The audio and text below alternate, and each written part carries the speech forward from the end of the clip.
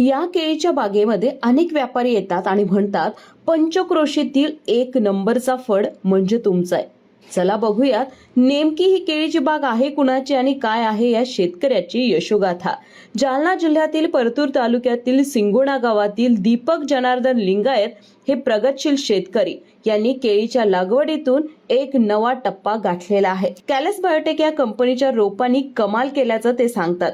जवळून एकदा आपण घड पाहिला तर एकसारखी वादी आपल्याला पाहायला मिळते आणि म्हणूनच हे घड किंवा ही केळी एक्सपोर्टला जाऊ शकते असं ते सांगतात. सध्या गुत्ता पद्धतीने त्यांनी हा प्लॉट दिला असला तरी ते म्हणतात की आम्ही 100% यामधून समाधानी आहोत, कारण एक घड 35 ते 40 किलोचा आहे आणि 70 गुंठ्यामध्ये त्यांची एकूण 2500 झाडं आहेत आणि 70 गुंठ्यात 75 टन उत्पन्न सुद्धा निघालं आहे. दीपक लिंगायत आणि त्यांचे वडील या दोघांनी मिळून ही शेती हिरवीगार फुलवली आहे आणि म्हणूनच त्यांना त्यांच्या मेहनतीच्या आणि कष्टाच्या जोरावर इतका नफा झाला आहे.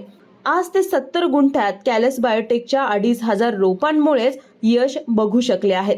तुम्हाला ही यशोगाथा कशी वाटली नक्की कळवा आणि आम्हाला फॉलो करा.